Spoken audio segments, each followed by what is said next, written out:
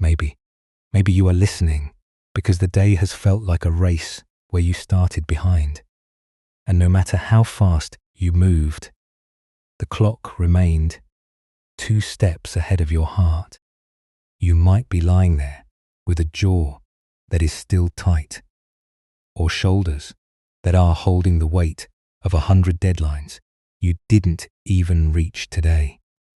Your mind feels like a finely tuned machine that has lost the ability to stop ticking, even though the sun has set and the world has slowed. There is a specific kind of exhaustion that comes from living as if your value is tied to your speed.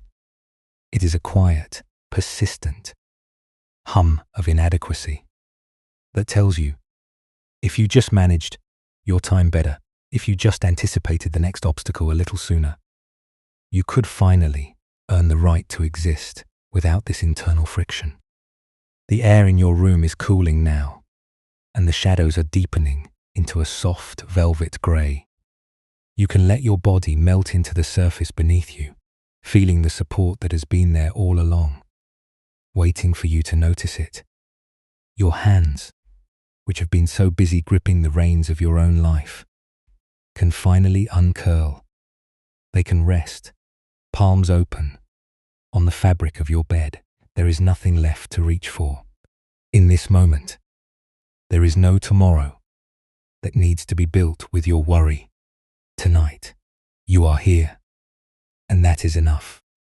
You are not broken because you feel this frantic pressure to keep pace. What you are feeling is a deeply human response to a world that has taught you to fear the ticking of the clock. Tonight, we will not ask your mind to be perfectly still. We will not demand that you force yourself to be calm.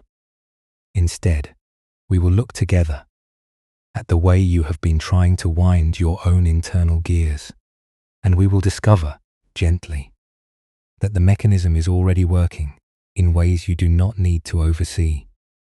The great paradox of your life is that you have been trying to secure your peace by accelerating your effort. You believe that if you could just finalize the schedule, if you could just map the future perfectly, you would finally be safe from the feeling of being left behind. But peace is not found at the end of a sprint. It is found in the willingness to let the pendulum swing without trying to manually push it. The suffering you feel is not caused by the events of your life. It is caused by the extra weight you add when you judge yourself for not moving faster, for not doing more, or for feeling tired when the clock says you should be productive. You do not have to solve the problem of your own life tonight. You do not have to arrive at a destination. You are simply stepping away from the belief that your worth is measured by how much you manage to hold at once. The anxiety that keeps you awake is just a small gear spinning too quickly, driven by the fear that if it slows, everything will collapse. But this is not the truth. The world will keep turning without your frantic oversight. The seasons will change without your instruction, and you will be carried through the night by the same steady, underlying rhythm that beats in your own chest, even when you are asleep. It feels, sometimes, as if the ticking of the clock is a countdown, a reminder that your time is leaking away, and you have not yet filled the vessel to the brim. You have this image of yourself as someone who must be the master clockmaker, constantly adjusting, constantly oiling, constantly checking for the inevitable snap of a spring.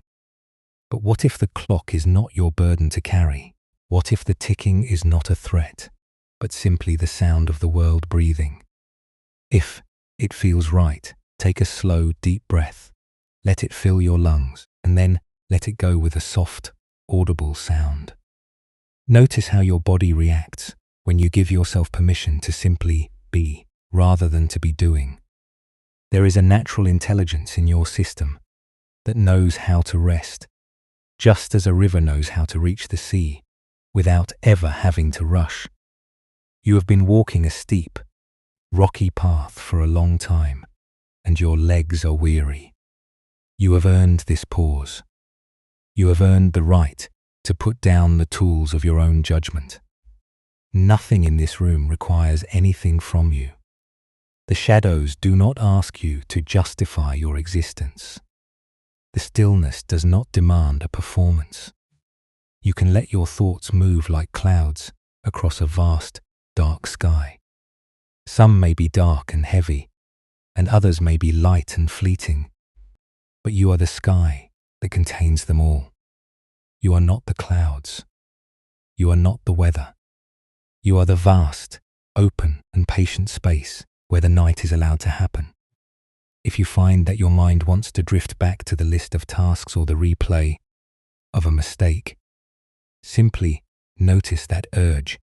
Do not judge it. Do not fight it. It is just another gear turning in the clock, trying to do its job. You can look at it with the kindness you would offer to a frightened child and say, it is okay to stop. It is okay to let the tension go. I am safe here. I am resting. You have been living as if you are the one responsible for the sunrise. You have been acting as if you are the one responsible for the tides. But you are part of the process, not the manager of it. You can release the need to be the authority on your own progress. You can let yourself be a participant in the unfolding of the night. This is a very different way of being, and it is natural if it feels strange at first. It is like putting down a heavy bag after walking for miles. Your shoulders might feel light, or even a little untethered because they have been braced for tension for so long. As we move forward, we will listen to the story of a master clockmaker who thought he had to save the world by holding its gears. You might recognize something of yourself in his frantic dedication. You might see the way he sacrificed his own peace for the sake of an impossible ideal. But he too eventually found the stillness. He eventually learned that he was not the motor of existence, but a witness to it. You are doing enough. You have been doing enough all day, in every interaction, in every effort, even in the moments where you felt you were faltering. Your effort is not wasted, even if it does not yield the result you expected. Your presence is not a failure, even if it looks different from what you imagined it should look like. You are a work in progress, and that is a beautiful, unfolding reality that requires no fixing tonight. Allow yourself to feel the weight of your body pressing into the mattress. Let the floor beneath you be the firm, solid foundation that holds you. There is no need to balance, no need to steady yourself. The earth is doing that for you. Every breath is a small homecoming, a return to the simplicity of being alive right now, exactly as you are. We will continue to explore this together, softly and slowly. There is no rush. The story will be here when you are ready to hear it, and the peace you are looking for will be here, waiting in the silence between my words. For now, just focus on the rhythm of your own heart. It is the only clock you need to follow tonight. It is the steady, ancient beat of your own life, moving at the perfect pace for you. Do you feel how the air is cooling even more now? The day is fully closed. The doors are locked. The windows are shut. You are in a safe, quiet harbor, and the turbulence of the world is left on the other side of the glass. You are allowed to be still. You are allowed to be quiet. You are allowed to simply exist. And that, in itself, is a profound and noble act of trust in a quiet province. High above the valley floor, there lived a man named Hiddo who was known for his mastery of the brass clock. His workshop was a sanctuary of precision where the air smelled faintly of warm oil and the sharp metallic tang of polished copper. Hideo did not just build clocks. He felt that he was responsible for the very pulse of the village below. He believed that if his main tower clock lost even a single heartbeat, it would throw the world into disarray. He lived by the winding key. It was a heavy piece of solid brass that felt cool and reassuring in his palm. Every morning before the sun had fully cleared the eastern ridge, he would climb the spiral stairs to the tower and wind the mechanism. He did this with a terrifying intensity. He was not merely turning a gear. He was trying to ensure that the future would arrive exactly when it was supposed to. Hideo had a routine that defined his existence. He kept his eyes fixed on the hands of the clocks as if they were predators he had to keep from leaping upon him. The rhythmic ticking was his constant companion. To him, it was not the sound of time passing, but the sound of his own effort being measured and displayed for all to see. If he felt he had been unproductive or distracted, he would stare at the brass pendulum and imagine it accusing him of failure. He rarely looked out the window of his tower. He did not watch the hawks circling over the pines or notice how the light changed from gold to violet as the day grew old. His world of a gear train, he was convinced that if he stopped watching, if he stopped managing the tension of the springs, the order of his life would shatter into dust.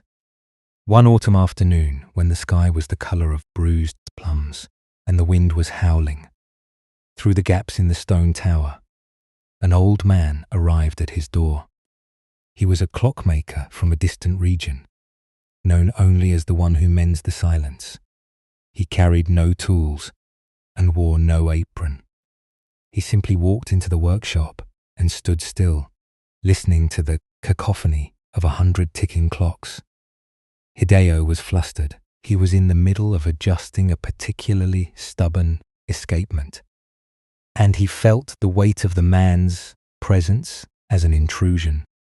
He did not look up from his magnifying glass. He just continued to twist the small screws with trembling fingers. The old man said nothing for a long time. He simply watched the way Hideo's shoulders were hunched toward his chest, as if he were trying to protect his heart from the very air he breathed. The stranger eventually walked over to the main bench and placed a small, worn wooden block on the table. It was perfectly smooth, polished by years of being held in someone's pocket. He didn't say a word. He just waited until Hideo finally looked up, his brow furrowed with frustration. Hideo asked the man what he wanted. The old man only gestured to the wall of clocks and asked a simple question that seemed to hang in the air like smoke. He asked how many of these clocks were telling the truth about the moment, and how many were just reminding the gardener that the sun was setting too fast. Hideo was stunned. He tried to explain that time was an objective reality, that it required constant vigilance, that without his intervention, the entire village would lose its way. The old man walked over to the great tower mechanism and held out his hand. He asked to hold the brass winding key. Hideo hesitated, his fingers tightening around the metal as if it were a life raft in a turbulent sea. He was terrified that if he gave it up, the ticking would stop and the world would end. But the old man's eyes were kind and held a depth of stillness that made Hideo feel, for the first time in years, that it might be safe to breathe. With a shaking hand, Hideo passed the heavy brass key to the visitor.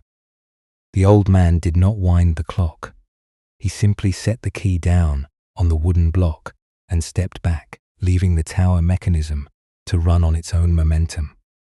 The silence that followed was not empty. It was thick and heavy, like the air after a long summer rain.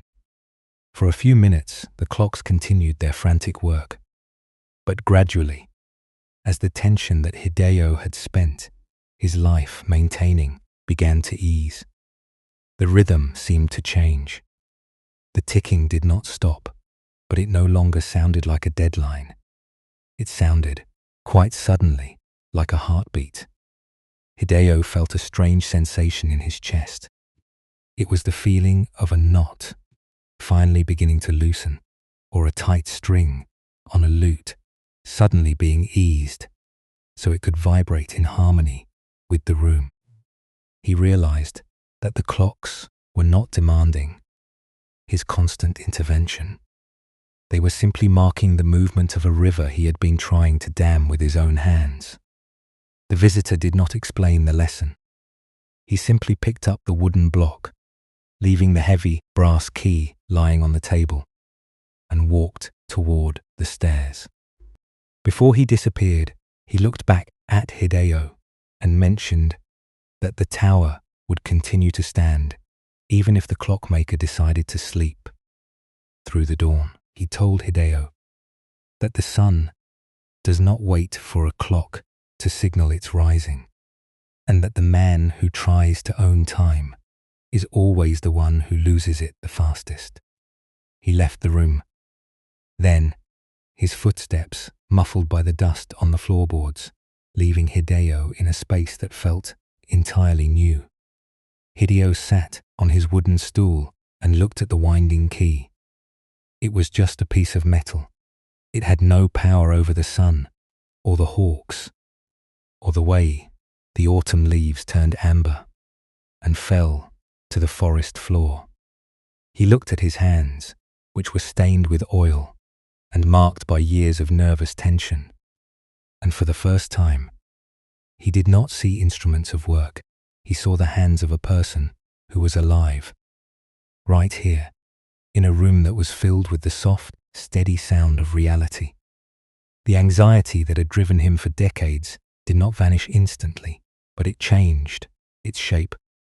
It was no longer a master. It was just a memory of a time when he had been afraid.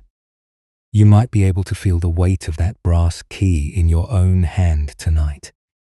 You have been carrying it for a long time, winding the gears of your own future, checking the accuracy of your own performance, and fearing the silence that would come if you stopped for even a single hour.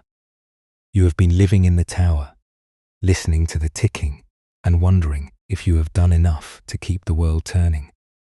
But tonight, you can notice that the key is in your palm, and you can see that the tower is standing perfectly well without your constant effort.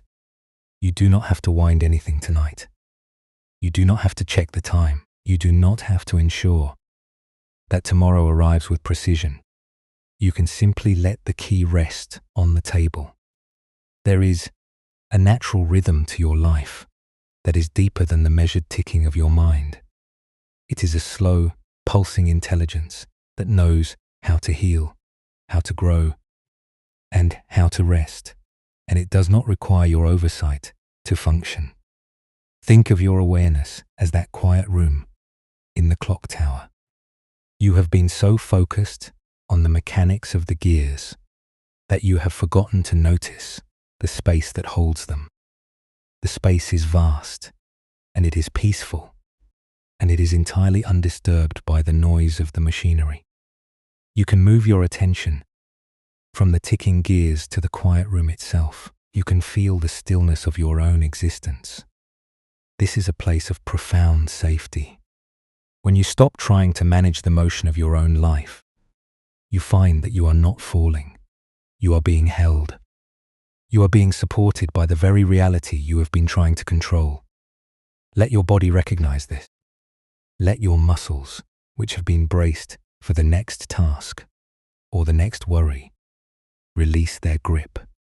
Feel your legs against the bed. Feel the weight of your head on the pillow. You are not a clock that must be wound. You are a person who needs to rest, and that need is not a failure, but a fundamental part of the rhythm you were born to inhabit. Notice how the sound of the ticking in your mind begins to fade as you simply acknowledge it. You don't have to push it away.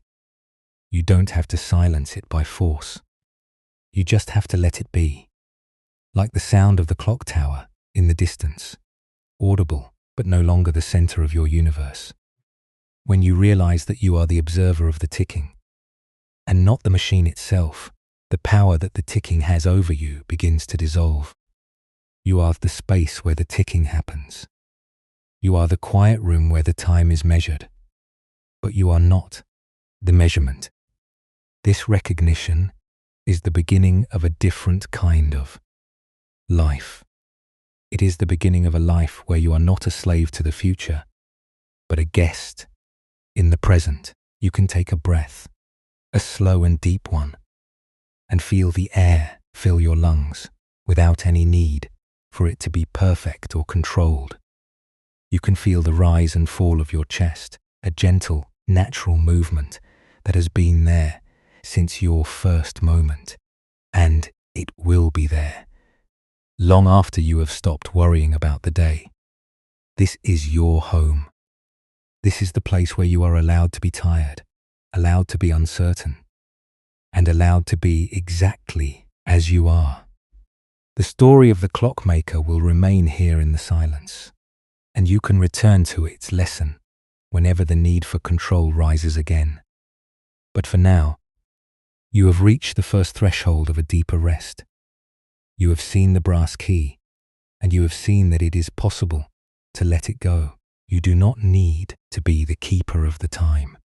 You only need to be the person who is finally, after so long, allowed to step out of the tower and watch the sun set, not as a deadline, but as a grace. The evening light is fading now, and the world is turning toward the quiet of the night, and you are part of that turning. Everything is slowing down, everything is settling, and everything is waiting for you to simply close your eyes. Of the clockmaker is not an invitation to discard your responsibilities or to suddenly turn away from the world with a cold indifference. It does not ask you to abandon your work or to act as if the passing of time is something that doesn't matter. There is a gentler lesson waiting within the silence of the tower. It suggests that the exhaustion you feel is not caused by the simple act of living or even by the inevitable arrival of tomorrow. The exhaustion comes from the way we try to own the clock, the way we place the burden of the entire world's movement upon our own shoulders. You have been living as if you are the one who must keep the gears turning, not just in your life, but in the lives of those you care about. You have been holding the brass key so tightly that your fingers have grown numb and you have mistaken that numbness for strength. We call this a duty or a necessity, but often it is just a quiet fear. It is the fear that if you loosen your grip for even a second, the rhythm of your world will falter. You believe that your anxiety is the only thing keeping the tower standing. But the reality is that the sun rises and the birds sing and the seasons shift whether you are watching the pendulum or not. Think of how much energy you spend trying to solve the future before it even happens. You replay a conversation, wondering if you should have said something differently, or you rehearse an upcoming meeting, trying to script the perfect reaction to every possible outcome.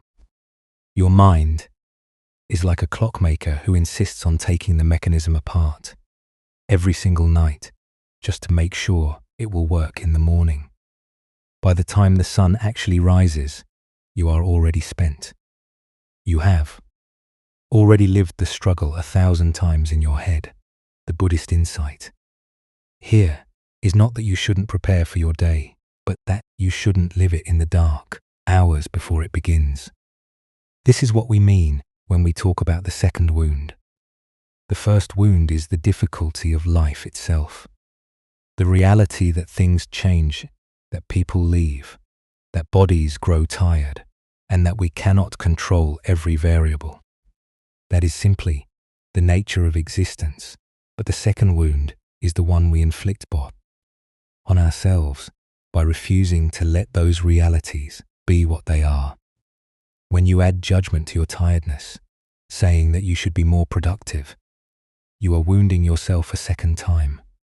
When you add fear to the unknown, saying that your life is falling apart because you cannot see the path ahead, you are deepening the hurt. The suffering is not the change itself.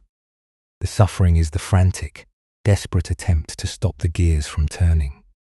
Letting go does not mean you stop caring. It does not mean you become a person who is indifferent to the outcome of your own life. It means you stop turning your care into a form of self-torment. And you can be dedicated to your work, and you can love the people in your life with everything you have, without also carrying the crushing, impossible weight of the need to manage their existence. Letting go is the act of stepping back from the tower and trusting that the river will find its way to the sea. It is a profound act of humility, admitting that you are a part of the vast, unfolding mystery of the world, rather than its lead engineer. We often imagine that our thoughts are commands, that if we don't follow the cycle of worry, we are failing to be responsible. We treat our anxieties as if they are the most important notifications we could ever receive, vibrating with an urgency that demands an immediate, frantic response. But awareness is the ability to notice these thoughts without becoming them. You can be the room where the ticking happens without being the sound of the clock itself. You can witness the fear of being behind, and you can see that it is just another thought, a ripple on the surface of the water, not the water itself. Compassion is the strength required to meet this suffering without turning it into a new reason to hate yourself. When you catch yourself spiraling, when you feel that old, familiar knot in your stomach because you aren't where you think you should be, try not to react with shame. Shame is just another gear in the clock that grinds you down. Instead, offer yourself the same kindness you would show a tired friend. You wouldn't tell a friend that they are a failure because they are weary. You would tell them to sit down. You would tell them that it is okay to be exactly where they are. You deserve that same softness. The clockmaker's lesson is really a lesson about trust. It is about trusting that the momentum of your own life is sufficient, that you do not need to push it from behind to ensure that you are moving in the right direction. It is about recognizing that your frantic effort to control the timing of your life is actually the very thing that makes you feel so disconnected from it. You have been watching the clock so closely that you haven't been living the time. You have been so busy preparing for the next hour that you haven't been present for this one. When you feel that urge to check your phone again or to run through your mental list of failures, try to pause. Just for a heartbeat, notice the urge, see it for what it is. It is just your mind's way of trying to find safety in a world that is inherently uncertain. You don't have to punish your mind for this habit. It is trying to help you in its own clumsy way, but you can gently choose not to follow the impulse. You can set the brass key down on the wooden block. You can allow the ticking to happen without you. You can give yourself permission to be still. This stillness is not a waste of time. It is the most productive thing you can do. It is the way you restore the energy that has been leaking out through your resistance. When you stop fighting the reality of your current state, you find that you have more capacity than you realized. The tension that you have been holding in your shoulders and your chest is not protecting you. It is merely draining you. By releasing that grip, you aren't becoming weak. You are becoming resilient. You are becoming a person who can move through the world with a light, steady, and open heart. Think about the way the light changes in your room. As the evening deepens, you didn't do anything to make that happen. You didn't have to push the sun below the horizon or bring the shadows into the corners. It happened naturally. It unfolded in its own perfect, unhurried time. Your own life is unfolding in exactly the same way. You are already in the process of growing, healing, and becoming, even when you aren't trying to force it to happen faster. You are part of that natural order. You are not an outsider trying to fix a broken world. You are a manifestation of the world's own wisdom. There is something deeply comforting in recognizing that you are allowed to be unfinished. You are allowed to be uncertain. You are allowed to be in the middle of a process that you do not yet fully understand. That is not a state of lack. That is the state of a living, breathing human being. The clockmaker in the tower eventually realized that his perfectionism was not a gift to the village. It was a barrier between him and his own life.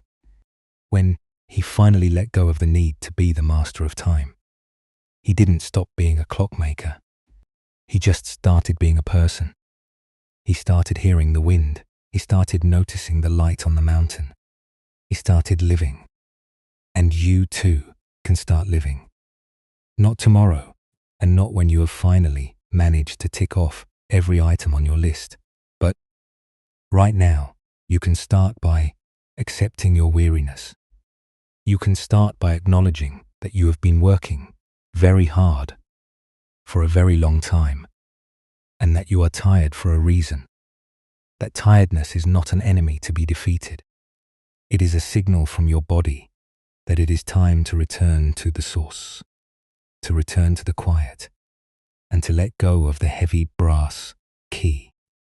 As we move toward the next part of this journey, consider what it would feel like to simply inhabit your own body without trying to improve it. What would it be like to feel the weight of your own existence as a source of stability rather than a source of pressure? You have everything you need right here, in this room, in this silence, in this breath. You are not a clock that needs to be fixed.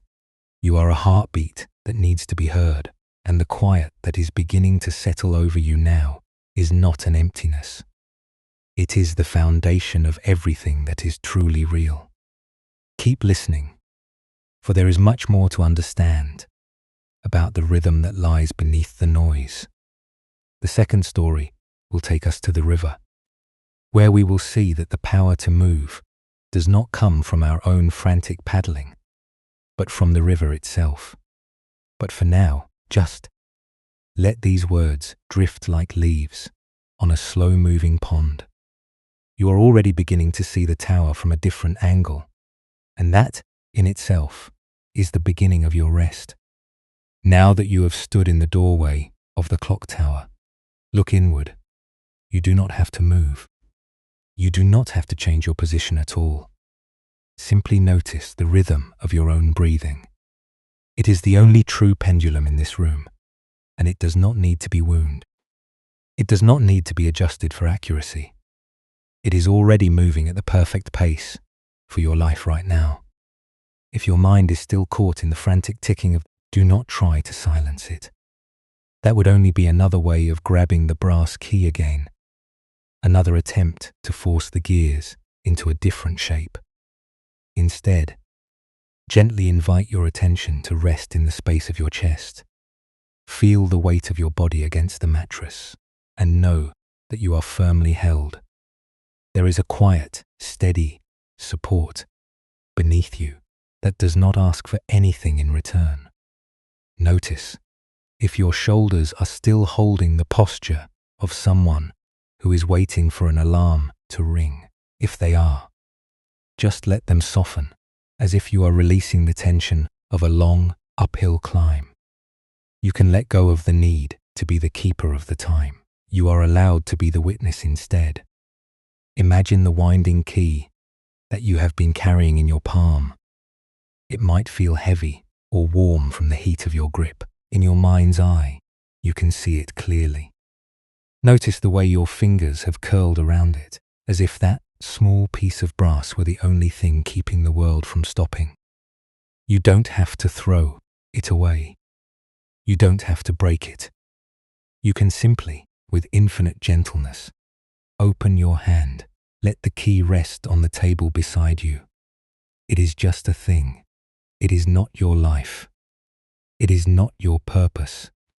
It is only an instrument you use to try to feel safe, and you do not need it to be safe anymore. As you sit with this image, notice if any thoughts of tomorrow begin to crowd the room. Maybe a worry about an unfinished task appears, or a fear about how you will feel when the morning comes. Do not try to push these thoughts out. Acknowledge them. You might even name them, silently, in your own mind. You could call them the urgent ticking or the fear of being behind. When you see them, you are not following them. You are standing in the quiet room of the tower, and you are simply watching them pass by, like shadows moving across the floorboards. They do not need your attention to exist, and they certainly do not need your obedience. You can watch the thought of tomorrow arise, and you can see it for what it is: a mental image, a prediction, a phantom of the future that has no power over the air in your lungs right now.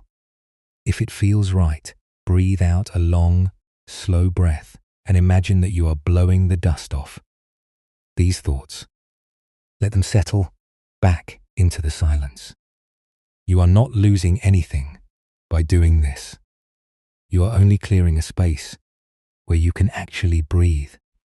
There is a sense of spaciousness that begins to grow when you stop trying to manage the motion of your own mind. It is like the air in the tower after the old man left. The clocks are still there. The rhythm of your life is still moving, but the demand for your constant interference has been lifted. You are not a manager. You are not an engineer. You are a human being who has been walking very hard and who now has the permission to rest. If you notice a sensation of guilt for stopping, name that too. Notice how the mind tries to tell you that this stillness is dangerous. It tells you that if you aren't vigilant, you will be overwhelmed. This is just an old habit of the gears, a residual vibration of the machine you have been living inside. You don't have to agree with it.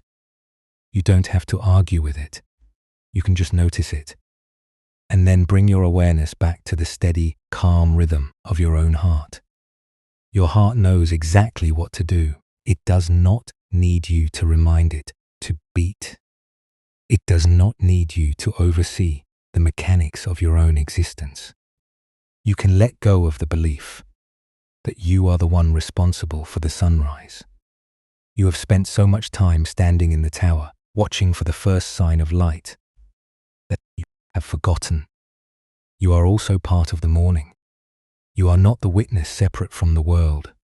You are the world experiencing itself. And that is a relief, isn't it?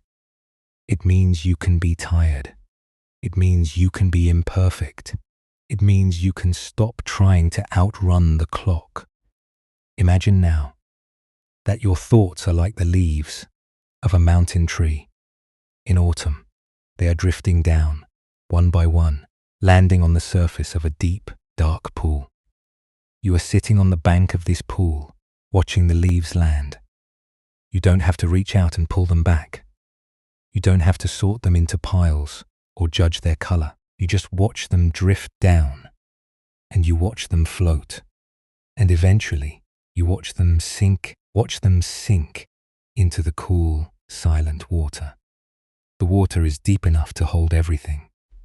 It is quiet enough to absorb every worry, every deadline, and every fear of being behind. Stay with this image for a while. Let the silence of the pool become the silence of your mind. There is no urgency in the movement of the leaves. There is no deadline in the way the water settles. Everything is happening in its own time, and you are part of that natural, unhurried unfolding. You don't have to make this happen. You only have to allow it to be. If your mind starts to wander, gently return to the feeling of your body against the bed. Feel the texture of the fabric against your skin. Feel the coolness of the air on your face. Return to the breath, which is the steady heartbeat of your own presence. Each inhalation is a return to life, and each exhalation is a surrender to the peace of the night. You are not doing anything wrong. You are not failing to be productive. You are simply practicing the art of coming home to yourself. There is no rush to finish this. There is no achievement you need to reach before the dawn. You have done enough for today, and you have done enough for this hour. The clock is marking the time, but the time belongs to the silence, and you are resting within that silence. The brass key is on the table, and it is not your concern. The tower is standing, and it does not need your gaze. The night is doing its work, and you are invited to join it. Notice how the edges of your thoughts are starting to blur like the horizon at dusk. You are transitioning into a deeper state where the need to solve and the need to achieve have no place. You are becoming softer. You are becoming lighter. You are letting go of the edges of your identity, the labels you wear, and the roles you play, and you are simply finding the center of your own quiet. It feels safe here. It feels like you have finally set down a heavy load, and your back is thanking you for the relief. You are not being asked to be anyone else. You are not being asked to reach a higher state of consciousness. You are only being asked to be here, in the safety of your own heart, in the quiet of this room, and in the rhythm of this night. That is all. It is simple, and it is deep, and it is entirely enough. Trust the process. Trust the silence. Trust the rest that is already beginning to settle over your limbs like a warm, thick blanket. You are drifting into a very peaceful place, and you are completely free to just be. Years later, deep in the mountains where the mist clings to the pine needles like spun silver, there lived a woman named Kaylin, who was famous for her garden of stone lanterns. Every lantern was carved with exquisite detail, and each one was placed with mathematical precision to capture the light of the moon. At different stages of the month, Kaylin spent her days obsessed with these lanterns. She believed that the light was her responsibility. She worried that if she did not position them perfectly, the moon's beauty would be wasted, or worse, that the darkness of the mountain would overcome the sanctuary she had built. She moved with a frantic, sharp energy, always adjusting, always polishing, always fretting over the tilt of a stone or the alignment of a shadow. She had become a guardian of light, but she had also become a prisoner of her own vigilance. Her hands were calloused from moving heavy stone, and her mind was never truly in the garden. She was always imagining the next moonrise, calculating the angles, and preparing for the possibility of a cloud cover that might obscure her work. She was exhausted. She lived in a constant state of low-grade panic, fearing that a single misplaced lantern would undo her entire life's work. She had forgotten how to look at the moon without first checking the alignment of her stones. One night, a great storm tore through the mountain pass. The winds were violent, shaking the very roots of the ancient trees. Kaylin did not sleep. She paced her garden in the rain, her clothes soaked and her face cold with sweat, trying to steady the lanterns with her own weight. She thought she was keeping them from toppling, but in the chaos, she was only bruising her own body against the stone. When the dawn finally arrived, the garden was a scene of wreckage. Several of her finest lanterns had fallen. Some were cracked, The precision she had spent decades perfecting was shattered in a single night of wind. Kaylin sat in the mud and wept. She felt that her failure was total. She believed that, because the garden was broken, she was broken. She saw the debris not just as scattered stone, but as evidence that her entire life had been a vanity, a pointless struggle against a reality she could never actually control. She decided then that she would leave the mountain. She would abandon the garden, for the pain of seeing it in this state was more than she could bear. As she began to pack her small bundle of belongings, she heard a slow, rhythmic sound approaching. It was the sound of a wooden staff striking the earth. A mountain traveler, an elderly woman with eyes that seemed to hold the stillness of the deep woods, walked into the garden. She stopped by one of the fallen lanterns, a piece that Kaylin had cherished above all others, because it held the most perfect beam of light. The traveler did not offer comfort. She did not say that everything would be all right. She simply leaned on her staff and looked at the ruin of the garden. Kaylin spoke with a voice full of bitterness and grief. She told the woman that the storm had stolen her purpose. She said that she had tried to hold the light, but the world was too harsh and her hands were too weak. She apologized for the mess, as if she were personally responsible for the path of the wind. The traveler listened, her face as calm as a frozen lake. She finally reached down and picked up a jagged fragment of stone from the broken lantern. She held it out to Kaylin and asked a question that felt strange in the quiet air. She asked Kaylin why she thought the light needed a lantern to be beautiful. Kaylin looked at the stone, then up at the traveler.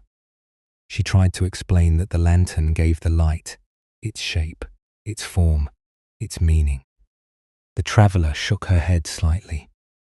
She pointed to a patch of moss where the sunlight was beginning to touch the damp earth, creating a glow that was soft green and completely uncontained. She asked Kaylin if the moss was any less bright, because it had no stone to frame it. She asked her if the moon had stopped being the moon just because it was no longer being caught by her carefully placed rocks.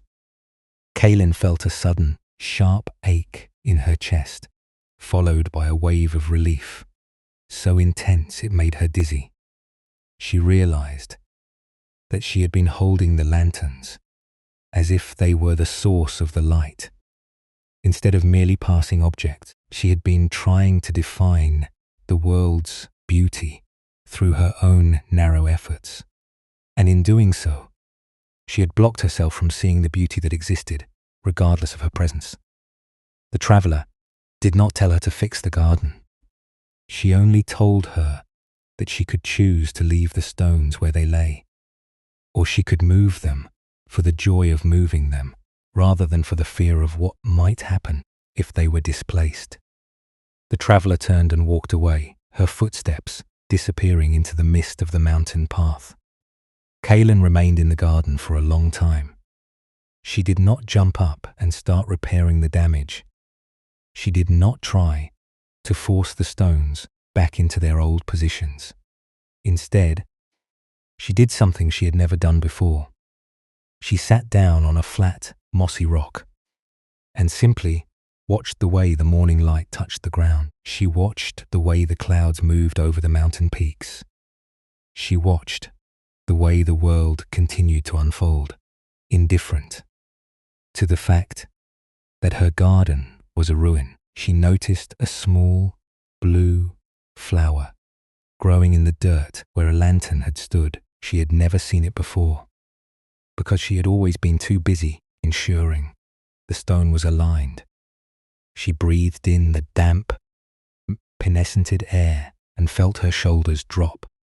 For the first time in her life, the mountain did not feel like a place she had to protect. It felt like a place she was allowed to inhabit. She did not reach for the stone fragments. She did not try to undo the storm. She just sat and breathed and allowed herself to be tired and allowed herself to be messy and allowed the garden to be exactly what it was. It was not a sudden conversion into a perfect state of peace. Kaylin still felt the twinge of old habits. She still felt the urge to jump up and arrange the stones. But she chose, instead, to take a deep, slow breath and wait. She chose to feel the discomfort of the disorder without acting on it. She chose to trust that the world was still whole. Even if her version of it was broken, that was her subtle, profound transformation. She had moved from being a soldier, guarding a border, to being a guest in a garden. You might see yourself in Kaylin. You have been guarding your own lanterns, haven't you? You have been trying to frame your life so perfectly, ensuring that everything is in its right place, that every contingency is accounted for, that every outcome is managed. You have been terrified that if you let go, if you let the garden be chaotic, the light would disappear. But tonight, you can feel the truth of the mountain traveler's words. The light is not dependent on your lanterns. Your value is not dependent on the precision of your days. You are the space where the light happens. You can let your own garden be broken tonight. You don't have to fix your thoughts. You don't have to rearrange your worries into a more aesthetic pattern. You can let the stones lie where they fell. You can let the storm of the day subside without rushing to clean up the debris. There is a deep, quiet safety in allowing things to be incomplete. It is a form of trust that you have been denying yourself for a long time. When you feel that familiar itch to control, to predict, to worry, to fix, just pause. Breathe. Remember Kaylin in the mud. Remember how she finally stopped fighting the storm. You have that same capacity. You can choose to sit on the mossy rock. You can choose to look at the world without trying to curate it. You can choose to be tired and let that tiredness be the only thing you are doing.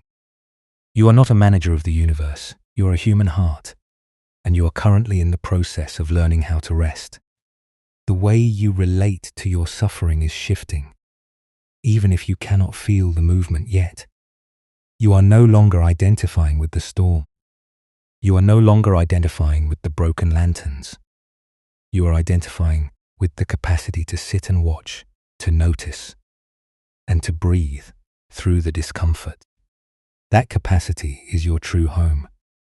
It is the part of you that has never been broken, never been scattered, and never been hurried. It is the steady, ancient presence that is reading these words with you now. Everything in your room is still. Everything in your body is moving toward a natural, deep rest. You are doing well. You are doing exactly what you need to do to heal.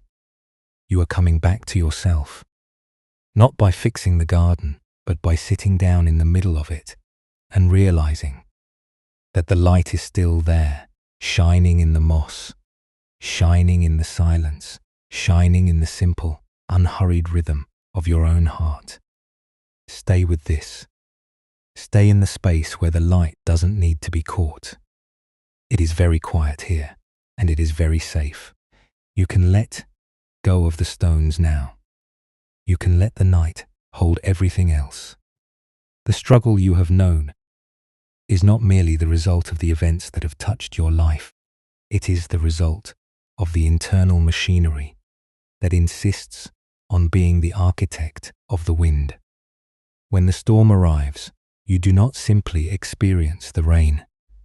You immediately begin to build a structure in your mind, an elaborate clockwork system designed to ensure that the next storm will be less damaging, or that you will be better prepared to intercept it. You believe that if you just rehearse the past often enough, you can prevent the future from unfolding in ways that hurt. You believe that if you just judge your own exhaustion with enough severity, you can somehow force your spirit to move faster. This is the mechanism of control, and it is the primary engine of your fatigue. Think of your mind as an internal clockmaker who has lost all trust in the gear train because he fears the machine might stop. He decides to manually push every single tooth of every single gear with his own fingers. He is convinced that he is the source of the movement. He is terrified that if he stops to rest, if he takes his hands away from the mechanism, the entire system will grind to a halt. He is exhausted, his hands are bleeding, and he is perpetually behind his own schedule. But the reality is that the clock was never dependent on his manual intervention. It was powered by a hidden, persistent spring that has always been there. By trying to manage the motion, he has only succeeded in making the process painful. This is the distinction between the pain of being human and the suffering of being resistant. The first pain is the rain. It is the reality of loss, the feeling of being tired, the experience of change, or the sting of a day that did not go as planned. This pain is not optional, and it is not a sign of failure. It is simply the friction of existing. But the second layer, the suffering that keeps you awake and makes you feel like you are falling behind, is the internal dialogue that tells you this should not be happening. It is the demand that the rain stop falling, the argument with the wind, and the shame you direct toward yourself for being cold and wet. You turn your own experience into a permanent identity. You do not just feel anxious. You become an anxious person who believes that your anxiety is a necessary tool for survival. You do not just have a moment of doubt. You weave that doubt into the very fabric of your selfhood, using it to build a cage that feels both restrictive and, strangely, like the only place where you are safe. This is how the past becomes a weapon. You take the memory of an old storm, a time when you were unprepared or hurt, and you use it to haunt your present. You polish that memory until it shines, like a warning bell, and you ring it every time you feel the slightest drop of rain. The Buddhist wisdom here is not asking you to deny the reality of your life. It is asking you to recognize that you are not the clockmaker who must hold the gears in place. You are the space where the clock is kept. You are the awareness that allows the ticking to be heard, without requiring it to stop or to move faster. When you see that your need for control is actually a form of fear, the fear begins to lose its grip. You are not protecting yourself by worrying. You are only burning through the fuel that was meant to sustain your joy. You are exhausting the very heart that was meant to experience the present moment. Self-judgment is perhaps the most insidious gear in this machine. It is the belief that if you are not hard on yourself, you will lose your way. You imagine that your inner critic is a coach pushing you toward excellence, but it is actually a tyrant that prevents you from ever feeling settled. It tells you that your worth is something to be earned, that your peace is a reward for being perfect, and that you are always one mistake away from being unworthy of rest. But consider the mountain traveler's wisdom. The light does not ask to be earned. The moon does not wait for a perfect garden to shine. Your value is inherent, and your right to exist is not subject to a performance review. Fear of uncertainty is another way you try to keep your hands on the gears. You believe that if you can just predict every outcome, you will be safe from the pain of surprise. But life is, by its very nature, a series of unfolding mysteries. You can no more prevent the future than you can hold the wind in your cupped palms. When you fight this truth, you create a kind of internal tension that manifests as a constant, low-level vibration in your nerves. It is the feeling of running while standing still. It is the sound of a spring stretched to its breaking point. Letting go is not an act of surrender to the world. It is an act of liberation for the self. It is the moment you realize that the wind will blow whether you hold the lantern or not. It is the realization that your resistance to the rain does not make you dry.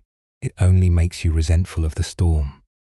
When you can witness your own fear without being swallowed by it, you find that you have a capacity for presence that is far more resilient than any clockwork system you could ever build.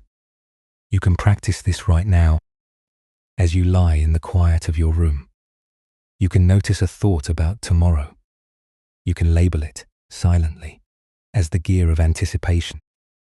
You can feel the physical sensation of that thought in your body, perhaps a tightening in your stomach or a shallowing of your breath. And instead of trying to fix the thought, instead of trying to argue it into submission or force it to be positive, you can simply notice the space around it. You can see that you are the one observing the thought. You are not the gear. You are the stillness that allows the gear to turn. This simple shift changes everything. It changes your relationship with the discomfort. You are no longer trying to solve your life through the mechanics of your mind. You are allowing your life to live through you. This is the subtle transformation that occurs when you stop trying to be the source of your own movement. It is the transition from a life of frantic, self-imposed duty to a life of fluid, open-hearted participation. You are not losing your way. You are finally finding the path that was meant for you all along. The exhaustion you feel is the natural result of trying to hold the world together. The peace you seek is the result of letting the world be. This does not mean you stop acting. It means you stop acting from a place of panic. It means your actions come from a place of clarity and calm, like a gardener who works because he loves the soil, not because he is terrified of the weeds. He knows the weeds will come, and he knows the rain will fall, and he works with a steady hand that is not concerned with the ultimate outcome of the seasons. He trusts the garden. He trusts the process. You are learning to trust your own life. You are learning that the rhythm of your own heart is a reliable guide. You are learning that the silence of the night is not a threat, but a sanctuary. As you continue to breathe, let yourself feel the weight of your body, not as a burden to be managed, but as a grounded, stable reality. You are here. You are safe. The gear is turning. The pendulum is swinging, but you are not the mechanism. You are the witness of the movement, and that is where your freedom lies. The deeper you go into this understanding, the more you will find that the suffering you were so afraid of is not a wall. It is a transition. It is the friction of an old way of being coming to an end. It is the sound of the clockmaker finally stepping away from the bench and walking out into the cool mountain air. And as the air touches his face, he realizes he doesn't know where the path goes.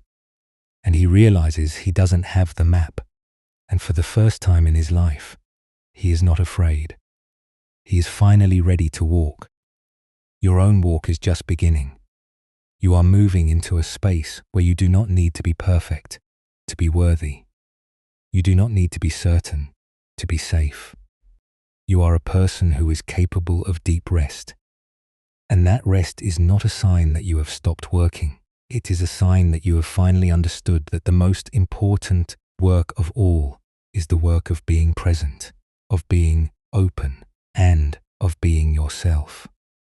Tonight, that is enough. You have done more than enough. And as the hours grow late, you are invited to let everything go into the quiet and into the dark and into the trust that everything is taking care of itself in its own perfect, unhurried, natural way. The wisdom of the clock tower is not meant to be kept in a book or practiced only when the room is dark.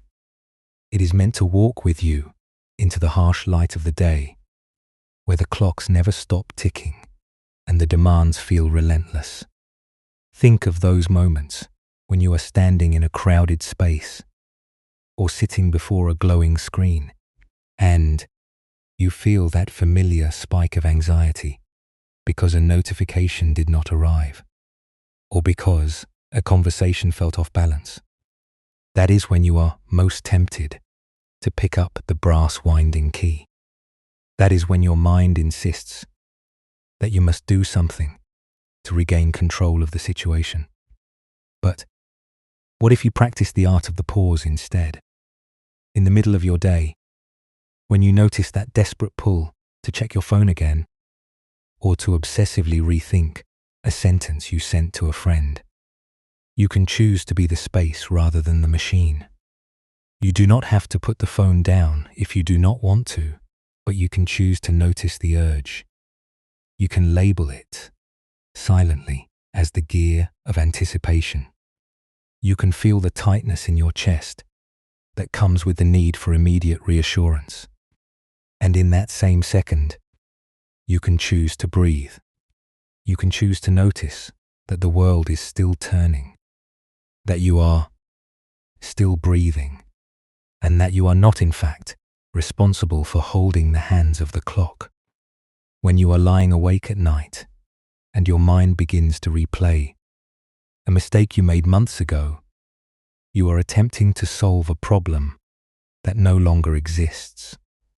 You are trying to rearrange the gears of a day that has already passed into history. You can be kind to your mind when it does this. It is only trying to protect you in its own primitive way. It believes that by replaying the error, it can ensure you never make it again. You can say to yourself, "I hear you, but the day is over." You can let the memory be what it is, a shadow on the wall of your room, and return your awareness to the weight of your body on the mattress. You are not the mistakes you made. You are the awareness that is noticing them right now. Many of us go through our days wearing a mask of composure while feeling an intense heaviness inside. We smile at colleagues. We respond to demands with a polite nod, and we suppress the exhaustion because we fear that if we reveal our fatigue, we will be judged as weak. But feeling tired is not a failure. It is the natural consequence of being a human being in a world that never stops moving. You do not need to earn your rest by being perfect. You are allowed to be tired. You are allowed to be in the middle of a process that you have not finished. You are allowed to be a person who is still learning how to be at peace. Consider the way you compare yourself to others, looking at their lives and feeling that you are falling behind. This is just another way of trying to read a clock that was never meant for you. We all move at different speeds, and there is no single, objective time for success or happiness. When you feel that pang of inadequacy, it is a sign that you have forgotten your own rhythm. You are trying to synchronize your life with an external standard that has no bearing on your inner truth. You can choose to notice that comparison. See it as a distraction and bring your focus back to the only time that actually matters, which is the immediate, unfolding experience of this moment. Even when you are trying to rest, you might feel a strange, persistent guilt, as if you should be doing more, or as if your stillness is a form of laziness. That is the voice of the clockmaker, still insisting that the tower requires your constant management. But stillness is not an absence of productivity. It is the act of restoring your own integrity. It is the practice of coming back to the center of your own life.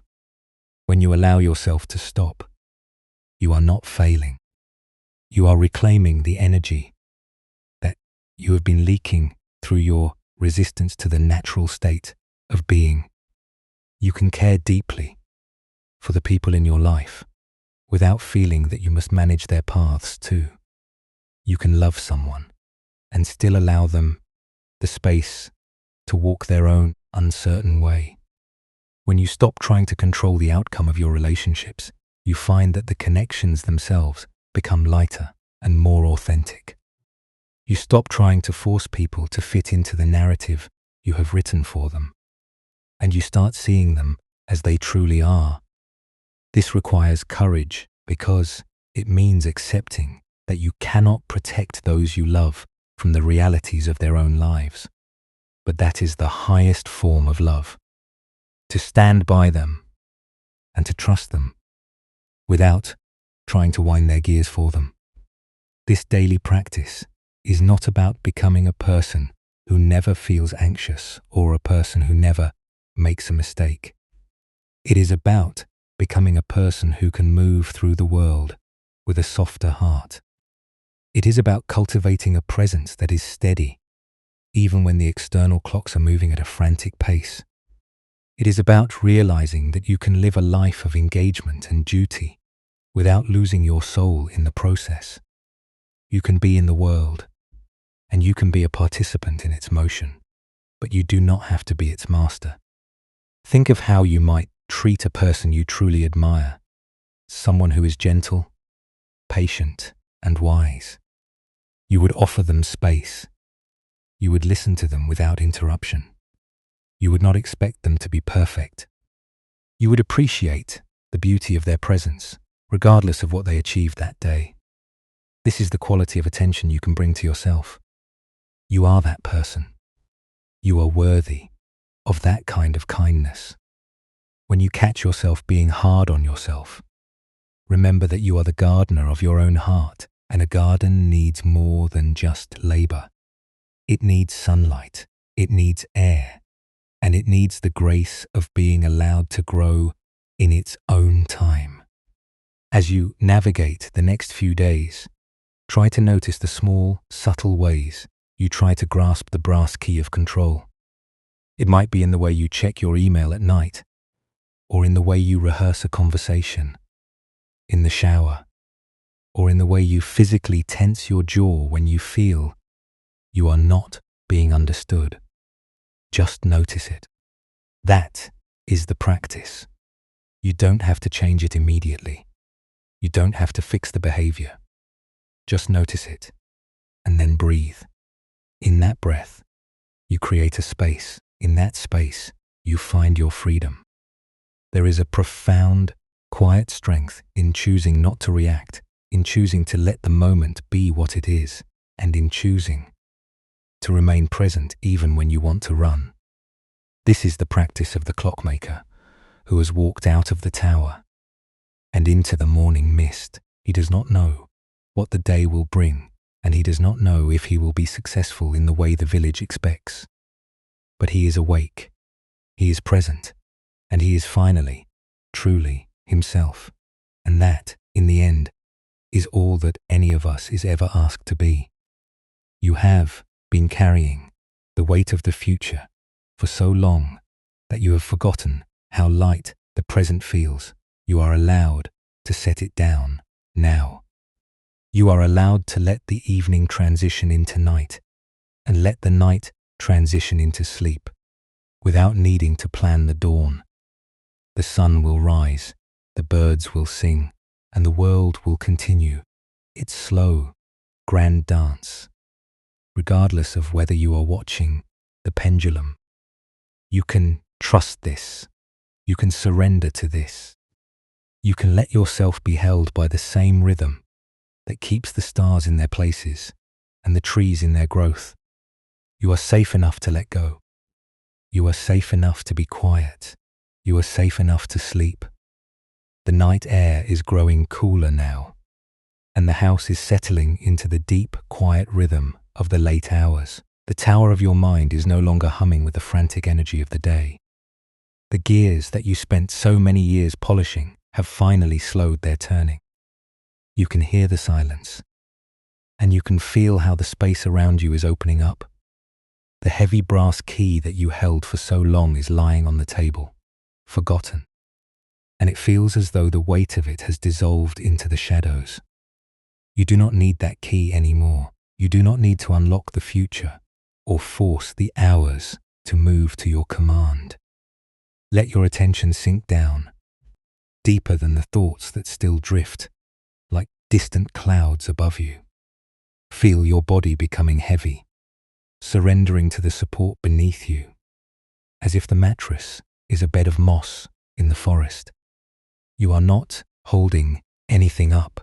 You are not managing the rotation of the earth or the movement of the stars. You are simply a person, resting in the safety of a quiet room, and that is a sufficient purpose for this night. Your breathing is slow, rhythmic, and entirely natural. It is the pulse of the living world, moving through you without any effort of your own. Think back to the garden of stone lanterns, now silent under the velvet sky. The storm has passed, and the wreckage is no longer a source of pain. It is just stone, resting in the earth, and the light is still moving through the garden, touching the moss and the leaves and the quiet air. You are like that garden.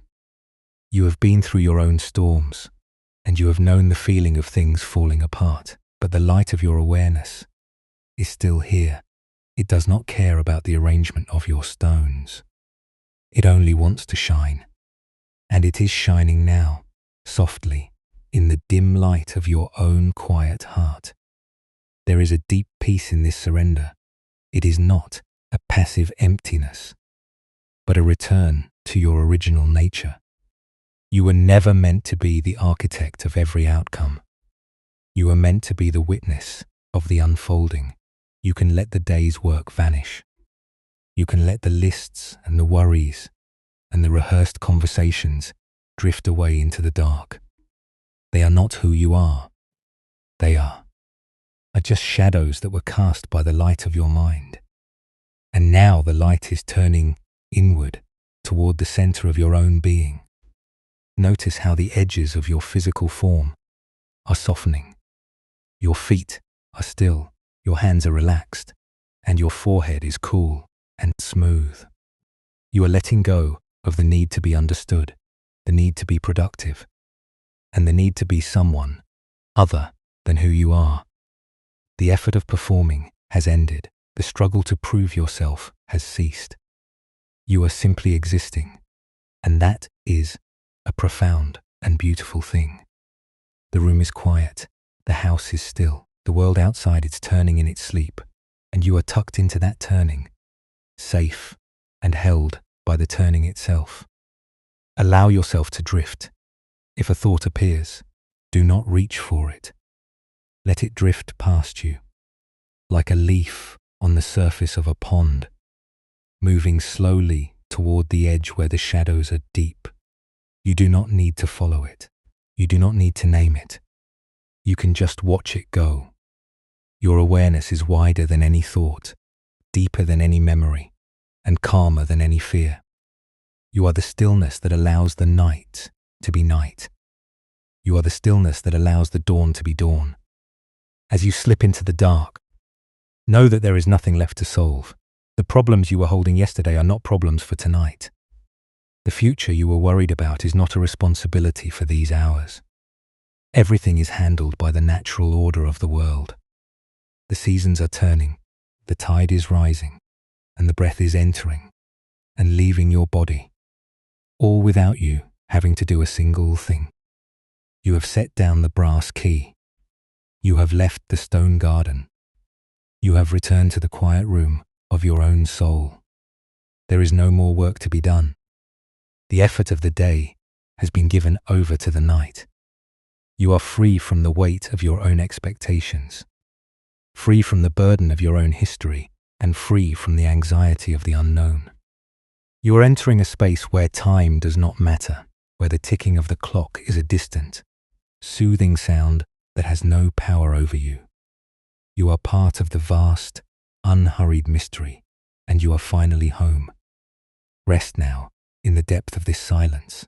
Let your heart beat slow, following the rhythm of the wind outside your window. Let your mind become as still as the water in the mountain pool. You are safe. You are held. You are enough, just as you are, without having to change, without having to become, and without having to prove anything to anyone. The darkness is a soft, protective blanket, and it is inviting you to go deeper into the peace that has been waiting for you all along. The morning will arrive in its own time, and the light will find you refreshed, because you were brave enough to stop fighting the dark. For now, there is only the slow exhale. There is only the release of the final tension in your shoulders. There is only the quiet descent into the heart of the night.